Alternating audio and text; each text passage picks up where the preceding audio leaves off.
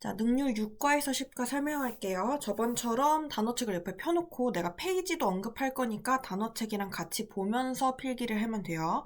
필기를 따로 해도 괜찮고 단어책 해도 되는데 단어책을 계속 외울 거니까 웬만하면 단어책에 하는 걸 추천.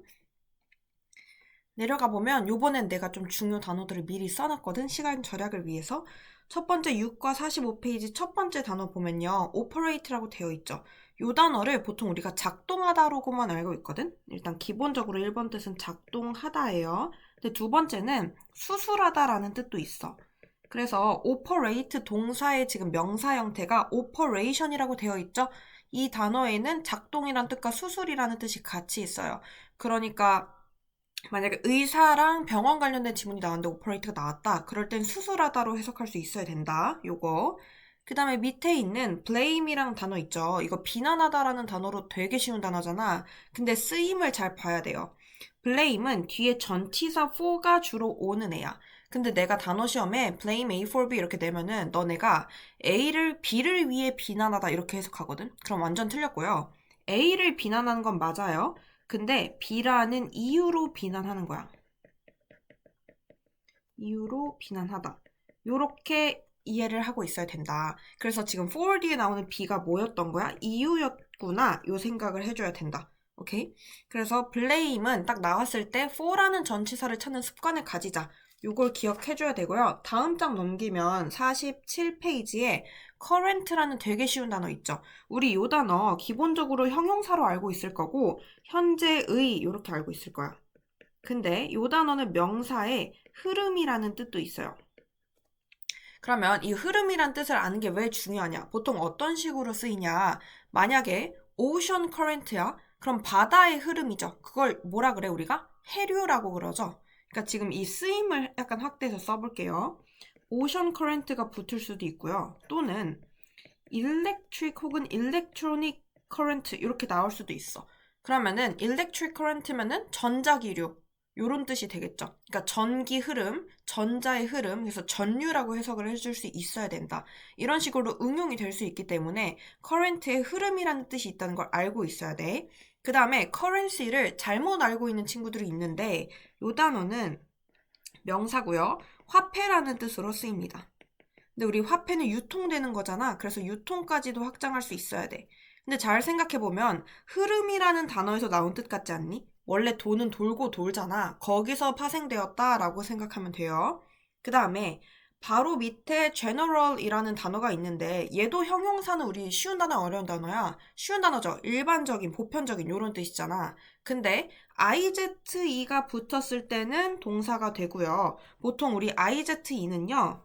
빨간색으로 써볼게. 모모화하다라고 해석을 해야 돼요. 그러면 얘는 무슨 뜻이 되겠어? 일반화하다라고 해석을 할 수 있겠죠. 요거 기억해놓기. 그 다음에 generalization은 똑같이 IZE에서 명사 형태로 바뀐 거니까 얘 자체가 일반화입니다. 그럼 내가 이거 당연한 걸 왜 얘기를 해주냐면 지문 내용에서 일반화라는 단어가 어떤 느낌으로 쓰일지 생각해봐.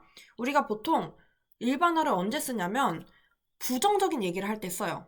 내가 뭐라고 얘기를 했어. 근데 그거 너무 지나치게 일반화한 거 아니에요? 라고 할 때 이런 단어를 쓴다고. 그러면 일반화라는 단어는 약간 머릿속에 부정적인 맥락이라는 걸 좀 기억을 해줘야 돼요. 이것 자체로 완벽하게 부정적이라는 건 아니고 보통 일반화가 나왔을 때 오류라는 뜻을 갖고 있기 때문에 살짝은 부정적일 수 있겠구나. 이 생각을 하자는 거지. 알겠죠? 그 다음에 맨 마지막 47페이지의 마지막 단어를 보면은 aggressive라고 되어 있죠. 요거는 두 가지 뜻 다 알고 있어야 돼서 1, 2라고 써놨고 첫 번째는 공격적인이란 뜻이 있어요. 그 다음에 두 번째는 적극적인이란 뜻이 있어요. 요거 두 개가 살짝 결이 다르지. 공격은 살짝 부정적인 느낌이 있잖아. 근데 적극적인은 약간 긍정에 가깝다라고 생각하면 돼요. 그러면 우리 적극적인의 반대말이 뭐야? 소극적인이죠, 한국어로. 그리고 약간은 수동적인의 느낌이 있겠지.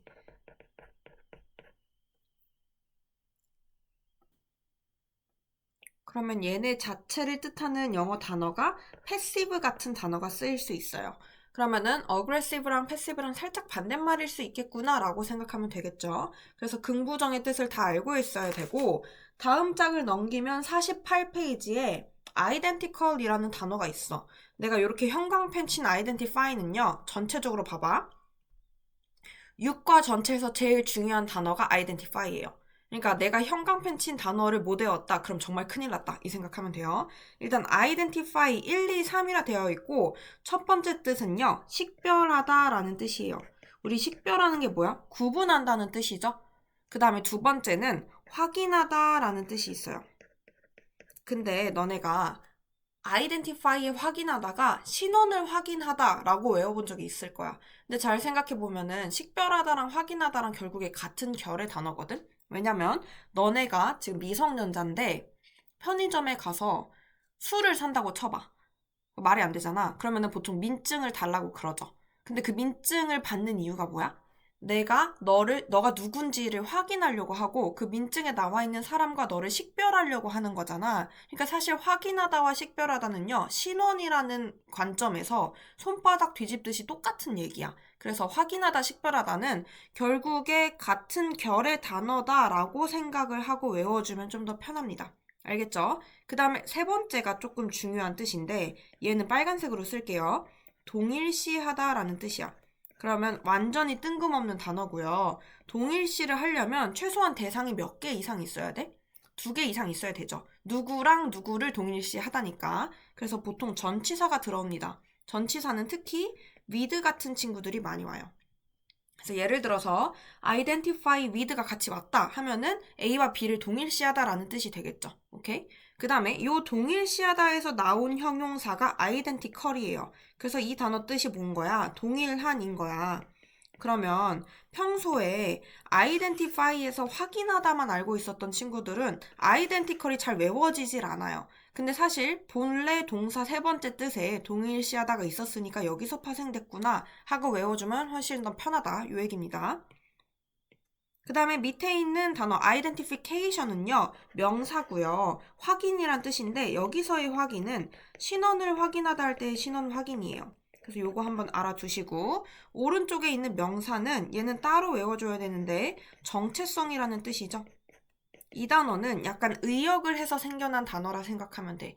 그러니까 너가 누군지를 확인하고 식별하는데 거기서 좀 더 나와서 identity라는 정체성의 뜻이 된 거겠지. 알겠죠? 그 다음에 밑에 있는 단어 보면은 우리가 몇 쪽을 가야 되나? 50페이지 세 번째 단어 보면은 receipt라고 돼 있잖아. 요 단어 P가 묵음입니다. 우리 receipt 뭐라고 알고 있어? 영수증이라고 알고 있어요. 이건 너무 당연해. 근데 내가 이 당연한 단어를 왜 갖고 왔냐? 이 단어가 사실 동사 receive에서 나왔거든요? 근데 우리 receive 모르는 사람 없잖아. 받다라는 뜻이잖아. 그러면 우리가 받기 때문에 영수증이란 뜻이 된 거거든? 영수증 우리가 주진 않죠. 손님으로서 받잖아. 근데 영수증뿐만 아니라 기본적인 뜻이 받다에서 나온 명사 아니겠어? 그래서 수신이란 뜻도 있어요. 그러니까 수신을 쉽게 풀어 얘기하면 받음이 되겠죠. 그러니까 지문 맥락에 따라서 영수증이 아니라 뭔가 받는다는 의미일 때가 있거든. 그래서 요것도 알아놔야 된다. 알겠죠? 그 다음에 우리 바로 7과로 갈게요.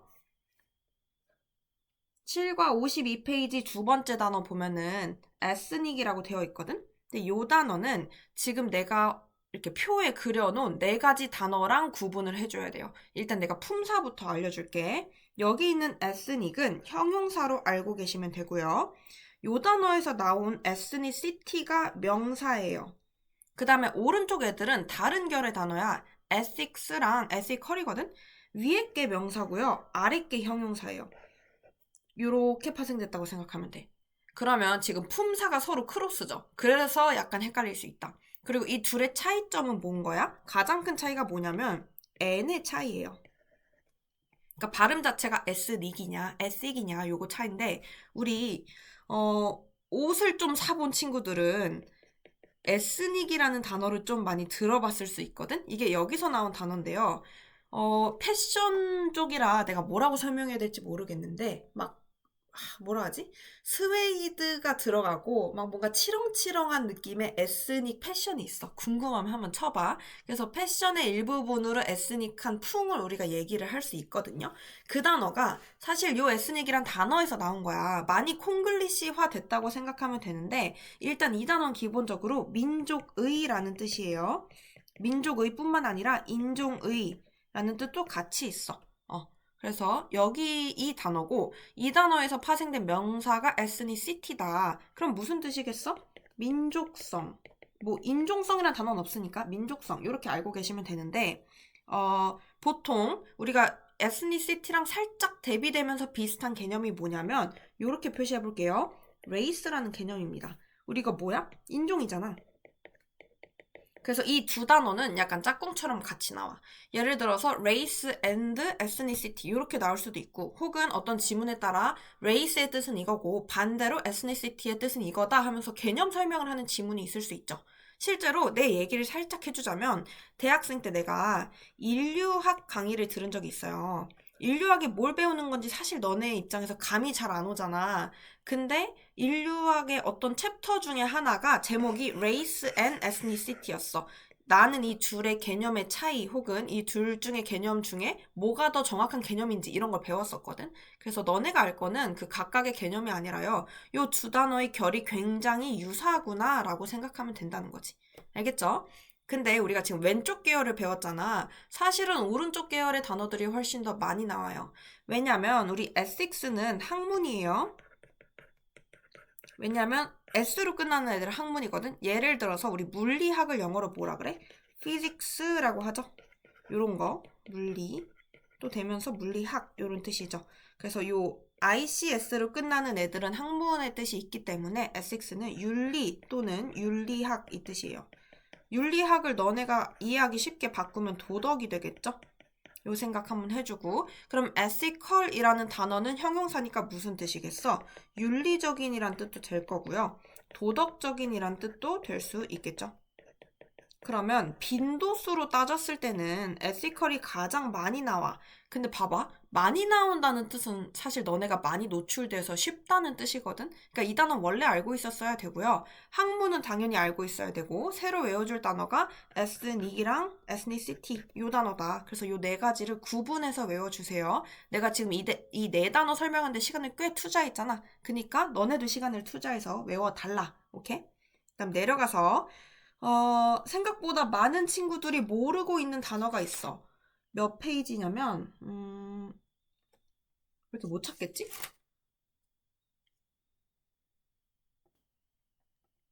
되게 뒷부분에 있었네요. 56페이지 펼쳐서 맨 마지막 단어. 에 cognitive라는 단어가 있는데 이 단어는 인식의, 인지의라고 되어 있죠. 일단 써볼게.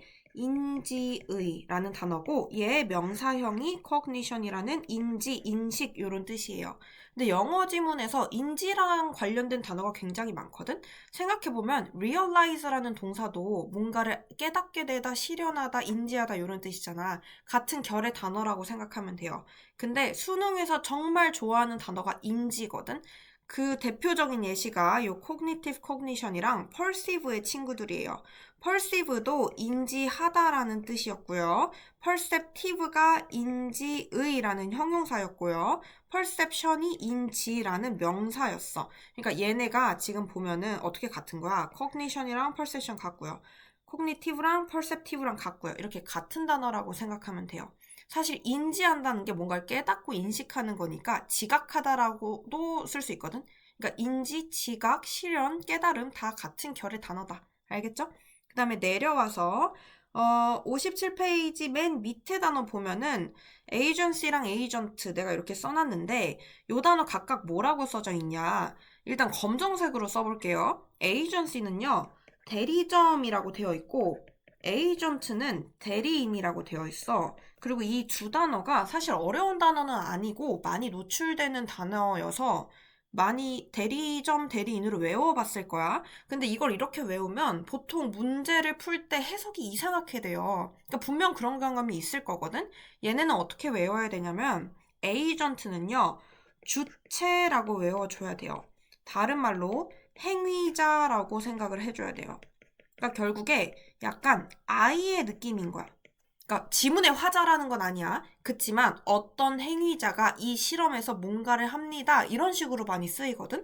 근데 그걸 대리인으로 써버리면 누구의 대리인이지? 우린 이 생각을 한단 말이지. 그게 아니라 어떤 주체 및 행위자라고 생각하면 돼요. 약간 쉽게 풀었으면은 한 명의 플레이어라고 생각하면 돼. 게임을 할 때 어떤 플레이어다. 오케이? 그럼 에이전시는 뭐냐? 요 주체에서 파생돼서요. 주체성이라고 인지하고 있으면 됩니다. 알겠죠? 근데 요것도 알고 있을 거야. 우리나라에서 연예인들은 소속사에 포함이 되어 있잖아. 근데 미국에서는 소속사를 에이전시라고 하는 거 알죠? 그러니까 우리나라랑은 살짝 엔터 개념이 다르긴 한데 그 에이전시는 기관이면서 대행사기도 하거든요. 그래서 그 에이전시의 개념도 같이 알아주면 좋아요. 근데 우리가 많이 알고 있는 단어니까 그냥 에이전시로 기억은 하되 지문에서 주체랑 관련되어 있을 때는 주체성으로 기억을 해줘야 됩니다. 요 말인 거야. 그 다음에 요 같은 페이지 맨 위에 보면은 템퍼라는 단어가 있어요. 요거는 되게 쉬운 단어거든? 사실 초등 단어예요. 이 단어의 뜻이 기질, 그리고 화, 요런 뜻이에요. 그러니까 만약에 템퍼가 배드 템퍼다. 그러면 정말 화가 많이 난 거고, 그리고 그냥 템퍼가 혼자 쓰였을 때는 어떤 기질이나 성격이란 뜻이에요. 근데 참고로 기질이 무슨 뜻이냐면 성격이랑 유사한데 살짝 달라. 어렵지 않아요. 우리 성격은 그냥 MBTI 기준으로 뭐 나는 E야, 뭐 너는 I야, 뭐 이런 거잖아. 그러면 성격은 내가 주어진 환경에 따라서 계속해서 변화할 수 있죠. 그러니까 변화 가능 여부로 따졌을 때 변화할 수 있는 게 성격이야. 근데 성격과 기질이라고 하는 건 조금 다르거든요. 오은영 박사의 막 금쪽 상담소 이런 거 있잖아. 그런 거 보면은 제일 많이 나오는 얘기가 기질이에요. 왜냐? 이 아이는 기질적으로 예민하다. 뭐 기질적으로 뭐 착하다. 이런 얘기를 많이 쓰거든. 그 말은 이 기질은 선천적으로 탕후다는 성격을 얘기하는 거야. 무슨 말인지 알겠어? 그러니까 내가 자라면서 청소년기에 어떤 경험을 통해 크게 바뀌지 않는 걸 기질이라고 하거든. 이건 그냥 상식으로 알아두세요. 근데 사실 영어 지문에서 기질과 성격을 나눠서 설명하지는 않아요. 그러니까 너네는 기질이라는 단어를 마치 성격이나 성향이라고 인지하고 살면 돼. 알겠죠? 그리고 이 단어 때문에 사실 갖고 온 거예요. 옆에 보면은 disposition이라고 되어 있죠. 이 단어가 정확하게 기질, 성향 이런 뜻이거든. 이 단어의 원형은요, 안 써도 돼요. 디스포즈라는 동사인데 이게 어차피 뒤에 나와. 근데 이 단어도 굉장히 심한 다이어예요. 어려워. 그래서 이거는 그때 나왔을 때 짜라락 설명을 해줄 테니 지금은 뭐만 알고 있자? 디스포지션이란 단어가 기질이라는 뜻이 있다는 것만 알아두자. 요 얘기 합니다. 그 다음에 마지막 단어예요. 템펄 바로 밑에 블렌드라는 단어가 있는데 우리 블렌드는 너무 쉽지 않아? 예를 들어 블렌딩 커피야. 그러면은 커피 원두 2개 이상을 섞은 거죠. 블렌드 자체가 섞다, 혼합하다란 뜻이야. 근데 봐봐. 내가 뭔가를 섞는데 그럼 최소한 대상이 몇 개 이상이야? 2개 이상이에요. 대상이 2개 이상이려면 무조건 전치사가 중간에 들어와야 돼. 그래서 보통 with라는 전치사와 함께 쓴다는 걸 기억해 두시고요. 뜻은 뭐겠어? A를 B와 섞다, 혼합하다 라는 뜻이 되겠죠. 요 생각해 주시면 됩니다. 근데 요걸 보니까 하나가 더 생각나서 추가 한번 할게. 얘랑 결국에 똑같은 단어가 fuse A with B예요. 이 fuse가 어디서 나온 fuse냐면 우리 퓨전 요리라고 하잖아. 이 fuse의 명사형이 fusion이거든. 그러니까 우리가 흔히 말하는 퓨전 요리 할 때 그 퓨전이에요.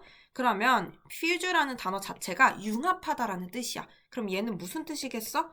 A를 B와 융합하다라는 뜻이겠죠. 그러면 사실 블렌드랑 퓨즈랑 결국에는 결이 같은 단어다.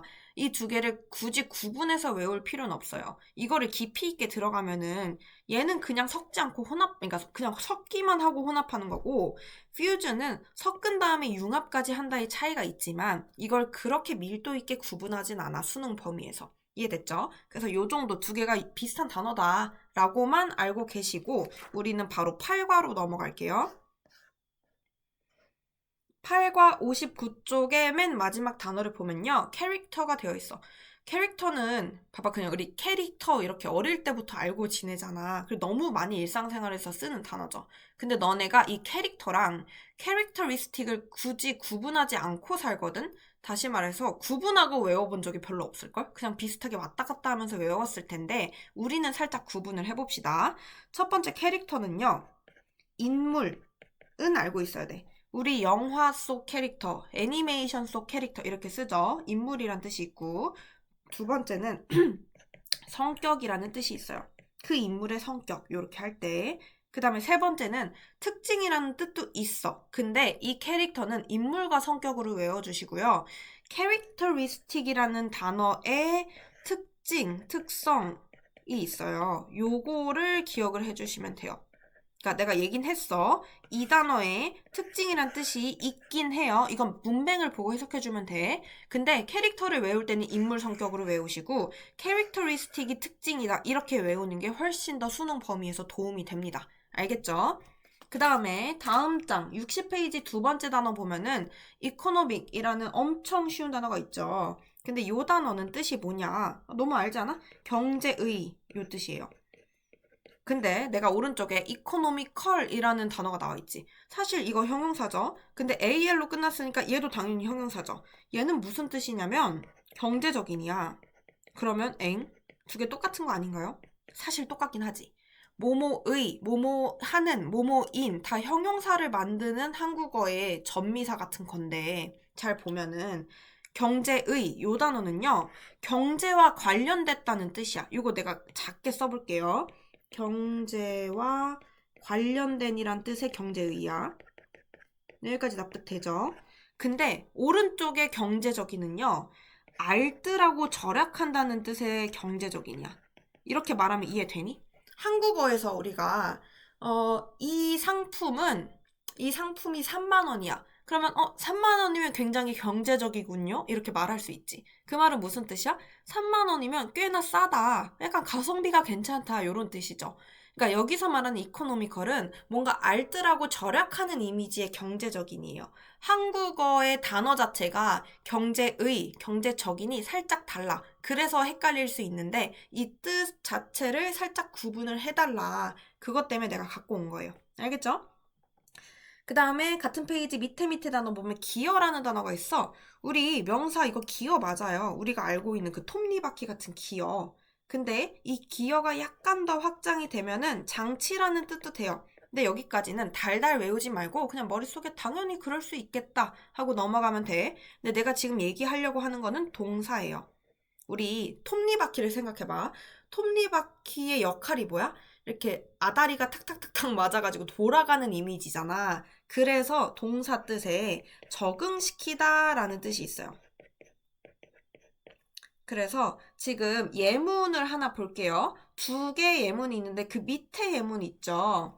Make sure that 이렇게 시작하는 거. 그럼 뒤에 보니까 Your classroom activity가 are geared toward야. 그러면 toward가 뭐뭐를 향해서라는 뜻이잖아. 그러면 student participation을 향해서 적응되게끔 해라. 맞춰지게끔 해라. 이런 뜻이야. 그럼 이 단어 뭘로 바꿀 수 있냐면요. 결국에는 유사하다고 쓸게요. 이렇게 adjust 같은 단어로 쓰일 수가 있다. 조정하다, 적응하다, 적응시키다 이런 비슷한 단어들. 그래서 이 맥락을 알고 있어야 기어가 동사로 나왔을 때 너네가 당황하지 않을 수 있어. 알겠지? 그 다음에 immediate 요 단어는 즉각적인으로 당연히 알고 있을 거예요. 첫 번째 뜻 즉각적인. 근데 우리 즉각적이다라는 거는 시간의 개념이야, 공간의 개념이야? 당연히 시간의 개념이죠. 두 번째 뜻은요, 공간의 개념입니다. 그러면 공간은 멀리 있는 일까, 가까이 있는 일까? 가까이 있는 이란 뜻이에요. 요 단어를 알고 있어야 돼. 그럼 생각해봐. 공간적으로 가까이 있다와 반대말은 뭐겠어? 멀리 있는 이죠. 그거 영어로 뭐예요? distant죠. 먼. 요 단어가 반이어라는 걸 좀 알아놔야 된다. 오케이?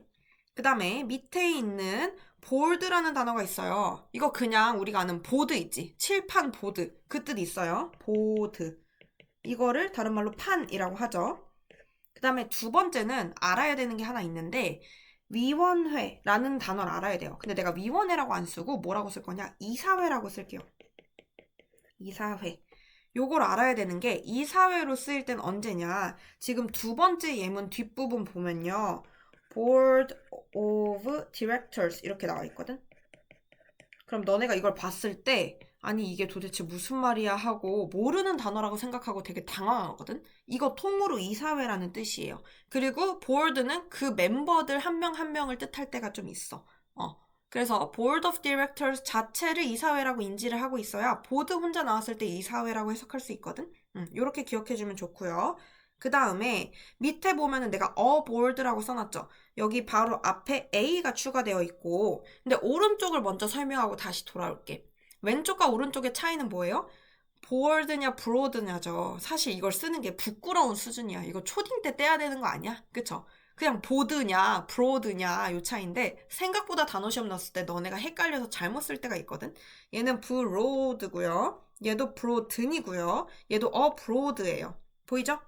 근데 여기서의 포인트는 브로드는 우리 무슨 뜻이야? 넓은이란 뜻이죠. 브로드는 뭐야? 여기 en이 뭘로 만들어주는 en일까? 동사로 만들어주는 en이에요. 그래서 넓히다 라는 뜻이 되겠죠? 당연한 얘기. 그 다음에 요 앞에 있는 A 있잖아요. 이 A는 어디 어디로 라는 느낌을 더해주는, 방향을 더해주는 A예요. 그래서 abroad는 뭔가 넓게 뻗어나가는 이미지야. 우리 배를 탔다고 쳤을 때 해외로 갈 수 있죠. 그래서 abroad는 해외로 라는 부사가 될 수 있습니다. 이건 그냥 많이 나와서 내가 얘기하는 건 아니고 헷갈릴 수 있어서 얘기를 하는 거다. 이렇게 생각하면 됩니다. 그러면 왼쪽에 있는 aboard라는 단어는 무슨 뜻이냐? 보드를 우리 마치 배라고 생각하면 되거든? 그러면 배 위에 탑승한 거야. 그래서 aboard 자체가 배의 어딘가에 탄 혹은 어딘가에 탑승한 요런 형용사가 아니라 부사일 때도 있고 전치사일 때도 있어요. 그래서 이 단어는 뭐 품사를 아는 게 중요한 건 아니고요. aboard랑 abroad랑 뜻이 살짝 다르다. 이렇게 기억해주면 됩니다. 알겠죠? 근데 수능에서 제일 많이 나오는 건 뭐냐? 요 board of director가 오히려 더 많이 나와요. 알겠지? 그 다음에 우리 넘겨서 어디로 갈 거냐면 manage 투부정사. manage가 어딨냐? 62페이지의 두 번째 단어에 manage 있죠. manage라는 단어 역시 굉장히 기본 중에 기본 단어예요. 뜻이 뭐야? 관리하다랑 경영하다예요.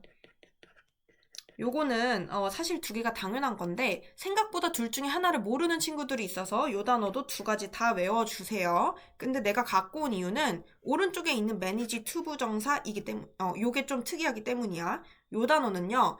투부정사가 붙었을 때 뜻이 달라져요. 무슨 뜻이냐면 가까스로, 그러니까 겨우 뭐뭐를 해내다 라는 뜻이야.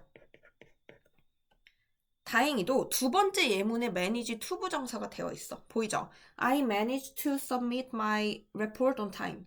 그러면 submit 자체가 제출하다라는 뜻이죠? 그러니까 대학생인가 봐. 내가 제 시간에 내 레포트를 겨우 제출했다. 이런 뜻이야. 가까스로 제출했다. 그래서 가까스로가 어색하다면 겨우 간신히 힘들게 뭐뭐를 해내다라는 뜻이야. 그럼 포인트는 어쨌든 해내긴 한 거야. 근데 되게 겨우 간신히 해냈다. 이게 포인트예요. 알겠지? 그러면 그냥 관리하다, 경영하다, 매니지랑 전혀 다른 뜻이 됩니다. 그래서 두 개를 구분해서 외워줘야 된다는 거. 그 다음에 밑에 단어 보면은 provide라고 제공하다. 너무너무 쉬운 단어가 나와 있는데 전치사가 with가 있을 때랑 for가 있을 때랑 살짝 뜻이 달라서 갖고 왔어요. provide A with B면요. A에게 B를 제공하다요. B for A면은 그러니까 B를 A에게 제공하다라는 뜻이 돼요. 그러니까 A가 사람이고 B가 어떤 사물, 내가 제공하려고 하는 그 대상이 된다고 생각하면 돼. 알겠지? 그러니까 내가 필통을 선생님에게 제공했다. 이렇게 쓰일 수 있다는 거. 그러면은 이걸 왜 알려주냐? provide라는 단어가 나왔을 때 제공했구나 이러면 안 돼. provide를 보고 이 뒤에 with나 for가 있는지 여부를 먼저 보는 습관을 갖고 있어야 돼요. 알겠지? 우리가 문장이 길면 길수록 이 A의 범위가, 목적어의 범위가 굉장히 길어지거든? 그때 이 뒤에 with가 나와 있어도 찾을 수 있어야 된다는 거지. 알겠죠? 그 다음에 대망의 요 count가 요 8과의 주인공이야. 원래 형광펜 쳐져 있으면 내가 주인공이라 했죠. count는요. 다이어고요. 뜻이 4개입니다. 무려. 그래서 지금 얘가 첫 번째, 두 번째, 세 번째, 네 번째예요. 근데 그냥 달달달 외우는 것도 아니야. 이 4가지가 조건이 다 달라요. 그래서 매우 중요한 단어다. 이 생각하면 돼요. 일단 우리가 제일 잘 알고 있는 count는 뭐야? 세다라는 뜻이죠. 숫자를 세다 이런 거죠. 그럴 때는 목적어가 당연히 있을 수밖에 없어. 나는 세다. 말 돼요? 안 되죠. 나는 무엇을 세다죠. 그래서 목적어가 있을 때는 세다라는 뜻이구나. 근데 내가 두 번째 뜻에는 X 쳐놨죠? 목적어가 없다는 뜻이에요. 목적어가 없다라는 뜻. 목적어가 없을 때는요. 중요하다라는 뜻이에요. 그러면 아 하고 외우면 안 되고 예문을 봐야 돼 얘들아. 근데 지금 이 문장에 예문이 있어요. 세 번째 줄 보시면요. What really count 이렇게 나와 있지. 내가 옆에 써볼게. What really count 하고 이게 주어인가 봐. is to believe yourself 이렇게 나와 있죠. 그러면 what절이 지금 주어고 얘가 지금 동사인 거 보이죠? 그러면 지금 count 뒤에 목적어가 없구나라고 생각하면 돼. 그럼 이걸 해석을 어떻게 해야 되는 거야? 정말 중요한 것은 to believe yourself. 너 자신을 믿는 것이다. 이렇게 해석을 해줘야 된다는 거지. 그래서 이렇게 기억을 해주시면 됩니다. 그러면 내가 예문 하나 만들어 볼게. 돈이 중요하다. 영어로 어떻게 쓰니? money count 하고 끝나면 돼요. 너무 간단하죠? 근데 요 단어를 외울 때 같이 외워줘야 되는 친구가 있어요. 바로 동사 matter입니다. 요 단어. 우리 이거 무슨 뜻으로 알고 있어? 문제 이렇게 알고 있죠. problem이랑 비슷한. 근데 이 단어가 동사로 쓰이면 얘랑 뜻이 똑같습니다. 즉 중요하다라는 뜻이 돼요. 이해됐어? 그러면 똑같아. 돈이 중요하다를 money matters 하고 문장이 끝날 수도 있다는 거죠. 오케이? 그럼 봐봐. 이렇게 목적어를 데리고 오지 않는 count와 matter는요. 내가 주어를 엄청 길게 쓰고 싶을 수 있잖아. 예를 들어 뭐 가계부를 적는 것은 중요합니다. 이런 문장을 쓰고 싶을 수 있죠. 그럴 때는 주어가 너무 긴 걸 영어는 좋아해 싫어해. 싫어한단 말이야. 어떻게 쓰냐. 가주어 it을 데리고 오고 it matters that 하고 대절이 나오면은 내가 원하는 얼마든지 긴 주어를 얘기할 수 있겠죠. 그럼 해석을 어떻게 해야 되는 거야? 얘는 중요하다 이렇게 할 수 있어야 돼. 요거까지 생각을 할 수 있어야 matter와 count를 제대로 이해하고 수능을 풀 수 있습니다. 알겠죠? 우리는 아직 안 끝났어. 3번 뜻으로 갈게요. 내가 뒤에 보면은 전치사 on을 써놨죠. 이 count on은요. 의존하다, 기대다 라는 뜻이에요. 의존하다, 기대다. 근데 얘도 하고 넘어가면 안 돼. 왜냐면 우리 의존하다, 기대다인데 전치사 on이 오는 친구들이 있거든요. 예를 들어서 누구야? 우리 대표적인 예시. depend on. 이거 똑같지 않니? 그 다음 하나 더 있죠. rely on. 얘네랑 똑같은 단어였어. count on이. 사실 요거 count on me라는 팝송이 하나 있어요. 아마 들으면 모르는 사람은 없을걸? 브루노 마스의 노래인데 내가 불러줄 순 없어요. 정말 미안하지만 찾아보세요. 거기서 count on me라는 게 후렴구야. 그럼 이거 무슨 뜻이겠어? 나한테 기대해, 나한테 의존해 이런 얘기야. 생각보다 되게 스윗한 말이죠. 그러니까 이거를 count on me를 보고 나를 세라 이러면 안 돼요. 그러니까 나한테 기대, 나한테 의존하렴 이런 뜻으로 해석을 해줘야 된다. 알겠죠? 그 다음에 이제 마지막 네 번째예요. 이 단어가 굉장히 중요한데 지금 전치사 as가 나와 있죠. 근데 세 번째 뜻이랑은 달라. 세 번째는 어떻게 쓰였어? count와 on 사이에 뭐가 없어요. 그냥 count on me 이렇게 썼어. 근데 얘는 지금 A as B인 거야. 그러면은 count와 as 사이에 A도 있고 뒤에 B도 있는 거예요. 이해됐니? 그럼 얘는 일단 뜻을 써줄게요. A를 B라고 여기다 간주하다라는 뜻이에요. 그럼 이것도 그렇군요. 이러면 안 돼. 뭐랑 비슷한 거야? 우리 무슨 A as B인데 여기다라는 뜻으로 쓰였었던 거 있잖아. 뭐예요? regard. 기본 중에 기본. A를 B라고 여기다 간주하다. 이 단어가 regard A as B였죠. 요 생각을 해주면 훨씬 더 쉽다. 알겠죠? 그러면은 사실 count는 네 가지나 돼서 복잡해. 그러나 암기하는 건 쉬워. 먼저 세다. 모르는 사람 있니? 다 알죠? 의존하다, 기대다? depend on, rely on 알고 있잖아. 그걸로 외워. 그 다음에 regard A as B 알고 있잖아. 그걸로 외워. 그럼 이미 뭘 알 수 있냐면 count라는 다이어는요. 전치사가 뭐가 오냐에 따라 뜻이 달라지죠. 그리고 목적어 여부에 따라서 뜻이 달라지죠. 그럼 우리가 새롭게 외울 단어는 목적어 없을 때밖에 없어요. 근데 만약에 본인이 money matters, money counts 이런 단어가 중요하다라는 뜻인 걸 알았다? 그러면 전혀 새로 외울 게 아니죠. 그래서 어려워 보이지만 생각보다 간단하니 카운트는 시간을 투자해서 바짝 외워주면 절대 까먹지 않습니다.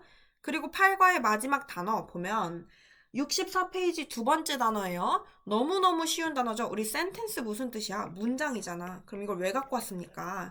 동사 뜻이 특이해서 갖고 왔어요. 동사는요, 죄를 선고하다라는 뜻이에요. 선고하다라는 게 땡땡땡 하고 판결을 내린다는 뜻이에요. 그럼 보통 선고하는 건 누구야? 판사겠죠. 그래서 법률 지문에서 센텐스가 동사로 많이 쓰이고요. 사실 당연한 게 선고하다라는 동사 뜻이 있으니까 명사에 뭐도 있는 거야? 선고, 판결 이런 뜻도 같이 있는 겁니다. 요거는 그냥 그렇구나 하고 알아주면 되고 선고하다라는 뜻이 있다는 걸 알고 있으면 명사로 나와도 충분히 적용이 가능해. 알겠지? 그럼 우리 전체적으로 내가 지금 6, 7, 8과 설명을 했는데 형광펜 쳐져 있던 identify 이 친구들 모르면 큰일 납니다. 그다음 두 번째 count 이 친구들 모르면 큰일 나요. 물론 나머지 단어들도 다 중요하거든. 근데 내가 특히 좀 쓰임을 설명한 것들 있잖아. 그리고 헷갈리는 단어들 갖고 오고 그런 친구들도 중요하지만 내가 지금 애초에 형광펜 써놨던 다이어를 모르면 정말 끝도 없다. 다이어는 한번 설명했을 때 그냥 제대로 암기를 해주는 게 훨씬 더 유리합니다. 그리고 만약에 요 내가 설명하면서 필기한 이 노트 있잖아. 이거 필요한 사람은 나한테 언제든지 카톡 하세요. 이미지로 보내줄게. 일단 지금 6, 7, 8가 여기서 끊고 그 다음에 9과 10과 영상 녹화할게요. 90과는 훨씬 더 짧아서 영상 길이가 짧을 거예요. 파이팅!